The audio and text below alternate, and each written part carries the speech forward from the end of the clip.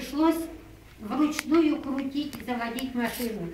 Как рукоятка меня дал по правой колено, и аж позеленело, потемнело в глазах. И кое-как мне проходящие водители помогли, и я доехала. Посмотрели, сказали, что тугую повязку, шины наложили, сказали, перелома нет, ушиб большой, и перевязали, сказали, что на газ можете нажимать, можете, работайте.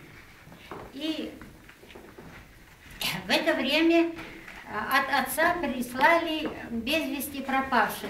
Кто-то надоумил маме старшую дочь, направляйте наш машино-тракторную станцию работы.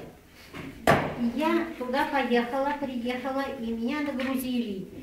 Шофером приняли, и 22-сильный двигатель заводить, маховик большой, выше меня, на полметра, свет давала, и там токаря работали, запчасти точили, и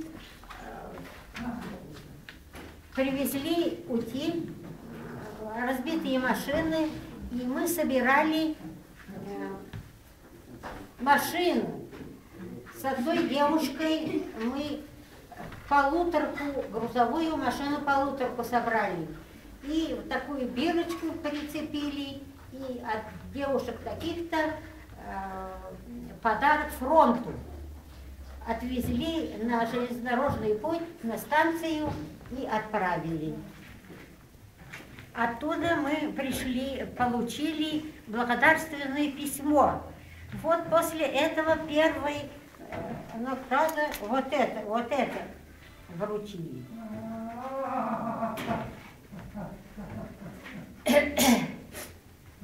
И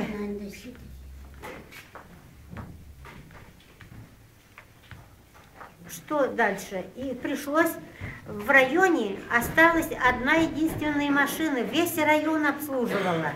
Секретарь райкома Шарипов в то время с одной ногой с фронта пришедший и плохо садился, плохо выходил, и ему приходилось помогать выходить.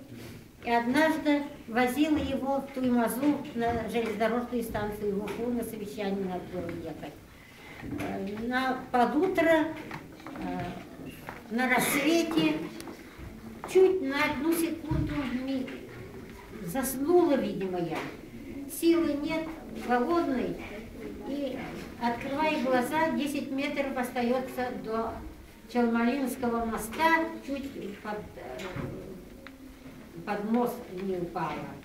Потом открыла дверки кабины, пробежку сделала вокруг машины, села и доехала. Там 3 километра остается до дома. Мама уже знала, ворота не открывать буфером. Двинула, ворота открылись, машина заехала и отключилась. Вот такие были времена. Ребята, вы сейчас живете в такое хорошее время. У вас есть и кушать, у вас есть и одеться, у вас есть и папа и мама рядом. Живые, здоровые. Будьте покладистыми, умными, слушайтесь, учитесь хорошо, чтобы вам больше не слышать, как нам грохота войны не слышать. Будьте вы счастливы, будьте здоровы, чтобы вам не пережить то, что мы пережили. Очень плохо было в войну. А когда кончилась война, мы выскочили. Вся улица была в лёбе. Все плакали. А тетя Паша была. У нее 3 сына, все 3 не вернулись. Остались там. Когда открыли мемориал, дали ей ножницы, она открывала. Нет, у нас 50 дворов чувашей в нашей деревне. Нет ни одного двора, чтобы не погиб бы отец или брат или сын. У нас брата убили, отец пришел с фронта израненный весь, частично контуженный. Он говорит: я верую в Бога. У меня была в красноармейской книжке «Спаси, сохрани» молитва. Вот эта молитва меня сохранила. Плечо раздробило, насквозь пуля вышла, ну на йоду только не задело сердце. Так как к нему обращались все вдовы, кому коромысло сделает, кому сани сделали, кому что-нибудь, чем-нибудь да поможет.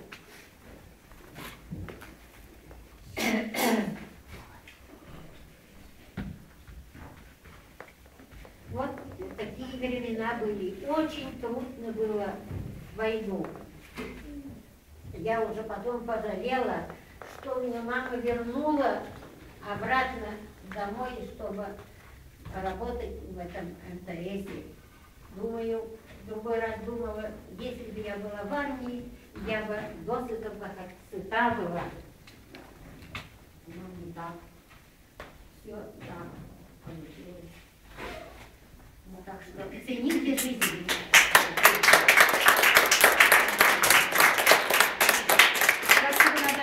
Действительно, Наталья Игнатьевна, ей сейчас 84 года, да, она ведь все видела. Это война, это трагедия для всех, да, для всего мира была. Потому что потеряли, каждая семья потеряла кого-то. Это очень трудно. До сих пор, да, по сегодняшний день люди страдают, да, эти раны войны еще не зажиты. Поэтому хочется, конечно, чтобы в наше время, наши дети, наши внуки не видели этого не было, войны, чтобы не было. Хотя у нас горячие точки и сегодняшний день идут, и дети наши умирают. Дай Бог, чтобы у нас не было такой мировой войны. Дай Бог, надеемся, наши дети будут здоровы, будет здоровье, будет счастье на земле. Пусть небо голубое будет. Спасибо вам, Наталья Игнатьевна, огромное. Будьте здоровы. Спасибо огромное за ваше выступление. Мы вам желаем здоровья и счастья. Чтобы долго-долго еще жить. А наши девочки вам поздравят, военные песни вспомнят. По